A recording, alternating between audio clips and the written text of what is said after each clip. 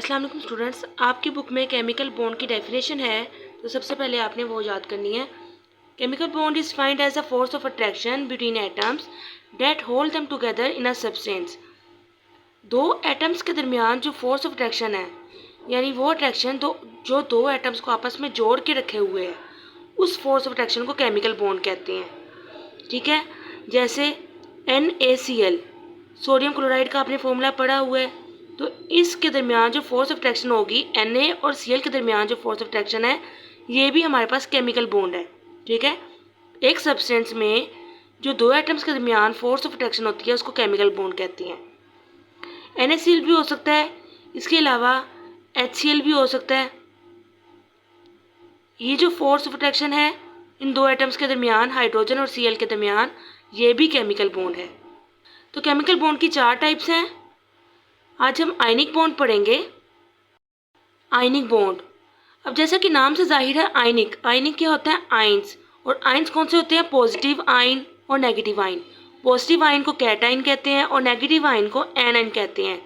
तो जो कैटाइन और एन आयन के दरमियान बॉन्ड बनता है, उस बॉन्ड को आयनिक बॉन्ड कहते हैं।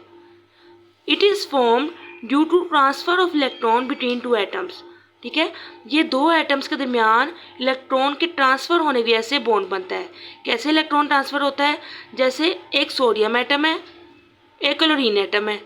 ठीक है, सोडियम एटम ने एक इलेक्ट्रॉन अपना क्लोरीन एटम को ट्रांसफ़र किया है और क्लोरीन एटम ने वो जो इलेक्ट्रॉन ट्रांसफ़र हो रहा है उस इलेक्ट्रॉन को गेन किया है। इसका मतलब है सोडियम ने एक इलेक्ट्रॉन लॉस किया है और क्लोरीन ने वो इलेक्ट्रॉन का किया, गेन कर लिया है। सोडियम इलेक्ट्रॉन को लॉस करने की वजह से उस पर पॉजिटिव चार्ज आ गया है और क्लोरीन का इलेक्ट्रॉन गेन करने की वजह से, इलेक्ट्रॉन को लेने की वजह से इस पर नेगेटिव चार्ज आ गया है। इसलिए इनके दरमियान जो बॉन्ड बनता है इसको आयनिक बॉन्ड कहते हैं। ये Na और Cl, इसके दरमियान जो फोर्स ऑफ अट्रैक्शन है, इसके दरमियान जो बॉन्ड है सेंटर में, इस बॉन्ड को आयनिक बॉन्ड कहेंगे। तो यहाँ पर बेसिकली क्या हुआ है? इलेक्ट्रॉन ट्रांसफ़र हुआ। कहाँ से? सोडियम से इलेक्ट्रॉन ट्रांसफ़र हुआ और उसको लिया किसने? क्लोरीन ने। यानी सोडियम कैटाइन और क्लोरीन एनाइन। अब यहाँ देखते हैं सोडियम ने अपना इलेक्ट्रॉन क्यों ट्रांसफ़र किया और क्लोरीन ने अपना इलेक्ट्रॉन क्यों ट्रांसफ़र और क्लोरीन ने एक इलेक्ट्रॉन क्यों गेन किया, क्यों लिया सोडियम से। इसके लिए हम पहले इलेक्ट्रॉनिक कन्फिग्रेशन देखेंगे। सोडियम का एटॉमिक नंबर 11 होता है।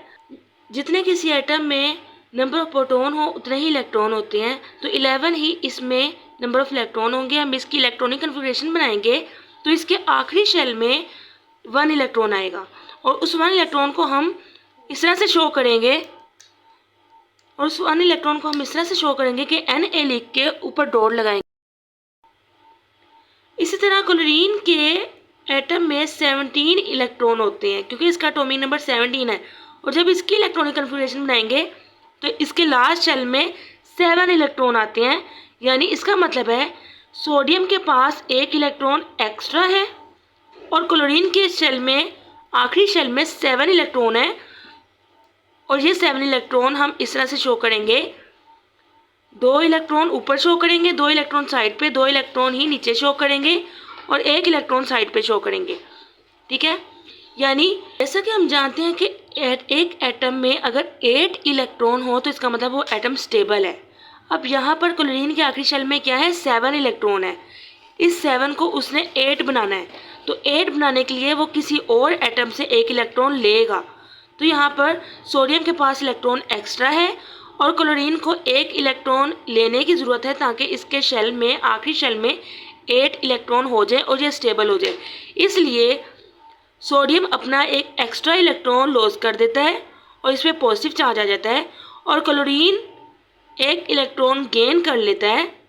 सोडियम जो इलेक्ट्रॉन लॉस कर रहा है वही इलेक्ट्रॉन क्लोरीन गेन कर लेता है, इसलिए इस पर नेगेटिव चार्ज आ जाता है।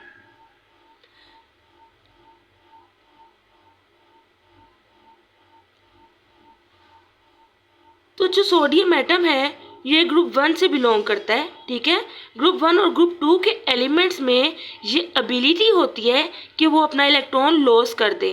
ठीक है, वो क्यों? क्योंकि ग्रुप 1 के आखिरी शेल में 1 इलेक्ट्रॉन होता है और ग्रुप 2 के आखिरी शेल में 2 इलेक्ट्रॉन्स होते हैं। इसलिए उनके अंदर ये एबिलिटी होती है कि वो अपना इलेक्ट्रॉन लॉस कर दें और कैटाइन बन जाएं। यहाँ पर हम सोडियम का एटम देखते हैं। सोडियम के आखिरी शेल में एक इलेक्ट्रॉन शो किया गया है और जब ये एक इलेक्ट्रॉन निकालता है तो इसका आखिरी शेल जो है वो खाली हो जाता है।